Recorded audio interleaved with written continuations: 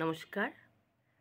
আজকে চলে এলাম অমৃত কথার আরেকটা এপিসোড নিয়ে। সকল বন্ধুকে সুপ্রভাত জানিয়ে শুরু করছি আমার পাঠ।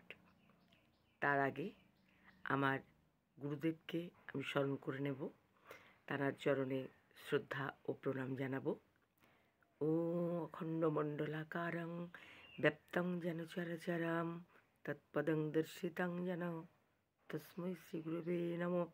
ওম অজ্ঞানতিমিরান্ধস্য জ্ঞানাঞ্জনশলাকয়া চক্ষুরুন্মিলিতং যেন তস্मै শ্রীগুরুবে নমঃ। গুরু ব্রহ্মা গুরু বিষ্ণু গুরুদেব মহেশ্বর গুরুরেব পরম ব্রহ্ম তস্मै শ্রীগুরুবে নমঃ। কাম, ক্রোধ, মদ, মোহ, মাৎসর্য ও লোভ, এই ছয়টিকে জয় করিয়া মানব সর্বত্র বিজয়ী হইয়া থাকে। পরোপকার, দান, সর্বদা হাস্যযুক্ত কথোপকথন, বিনয়, ন্যূনতাভাব স্বীকার ও সমবুদ্ধি, অনসূয়া, অল্পেতে সন্তুষ্ট হওয়া, ইন্দ্রিয়সমূহের সংযম, আসক্তিরাহিত্য, মৌনাবলম্বন, দেব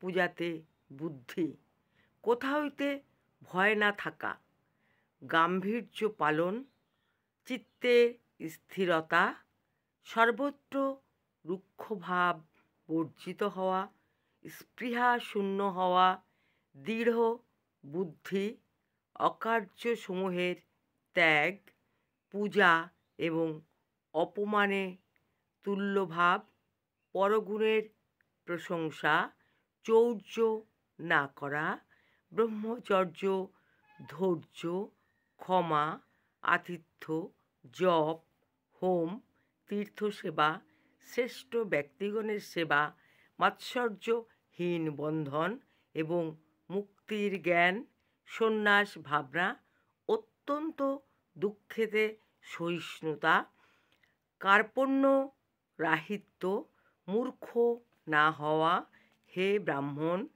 এই সমস্ত গুণ শান্তিস্বরূপ বলিয়া কথিত হইয়া থাকে। অহিংসা, আসন জয়, পরকে কষ্ট দেওয়া হইতে নিবৃত্ত হওয়া, শাস্ত্র গুরুবাক্যে শ্রদ্ধা, অতিথি সেবা, শান্তভাব দেখানো, সর্বত্র আত্মীয়তা, পরের প্রতি আত্মবুদ্ধি স্থাপন, হে মহামুনে, এই প্রকার নানাবিধ অহিংসার কথা শাস্ত্রে উক্ত হইয়াছে। বাহিরের সমস্ত কাজের জন্য যে প্রচেষ্টা মানব করিয়া থাকে, প্রজা বৃদ্ধির জন্য প্রথমত সেই চেষ্টাই করা কর্তব্য। আত্মতত্ত্ব বিষয়ে একান্ত অভিজ্ঞ এই আত্মা অত্যন্ত সুলভ এবং অতি সহজেই সকলেরই শরীরের পদ্মরূপ কুহরে ষট পদ স্বরূপে অবস্থিত, ইহাকে জানা যায়।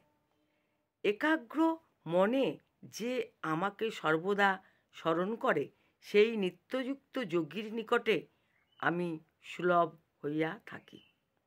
নিত্য অভ্যাসপরায়ণ সাধকের সেই সূক্ষ্ম বলিয়া নির্দেশ করিবার অযোগ্য সেই সনাতন পরব্রহ্ম আপনা হইতেই জ্ঞাত হইয়া থাকেন। ভজনকারীগণের অন্তরে অবস্থিত সেই অনন্য দ্রষ্টা পরম পুরুষ নিজেই ভজনকারীগণের পরম স্বর্গতি বিধান করিয়া থাকেন। যেখানে যেখানে মন যায়, সেখানে সেখানেই সর্বত্র অবস্থিত পরব্রহ্ম অবস্থান করিয়া থাকেন। যেমন ঘৃত গোসমূহের শরীরে থাকিয়াও তাহাদের বল বৃদ্ধি করে না। অসাধারণ। ঘৃত গো সমূহের শরীরে থাকিয়াও তাহাদের বল বৃদ্ধি করে না, কিন্তু শরীর হইতে কর্মপ্রচেষ্টার দ্বারা নির্গত সেই ঘৃত তাহাদের প্রদত্ত হইলে মহাবল হইয়া থাকে।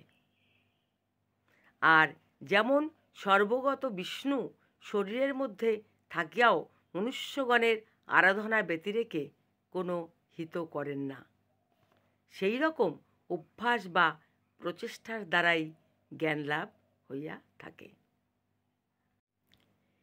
যোগেতে আরোহণ করিতে ইচ্ছুক ব্যক্তিগণের জন্য কর্ম ও জ্ঞান উক্ত হইয়াছে, এবং যোগারূঢ় ব্যক্তিগণের পক্ষে জ্ঞান ও ত্যাগই শ্রেষ্ঠ বলিয়া কথিত হইয়াছে।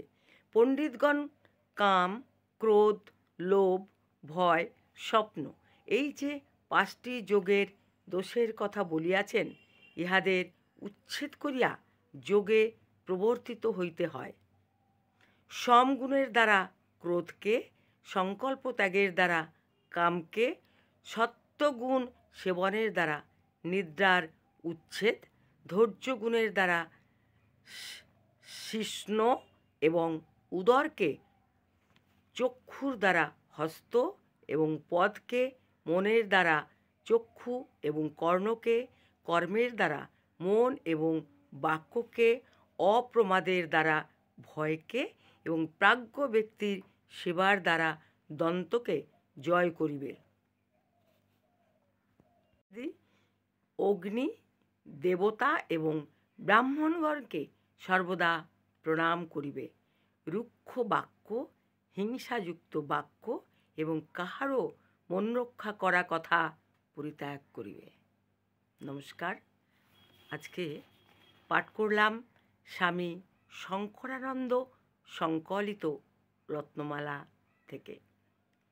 বন্ধুদের কাছে ভালো লাগলে একটা লাইক আশা করি। আবার আমার অন্য পাঠ নিয়ে, আবার অন্য ভিডিও নিয়ে হাজির হয়ে যাব।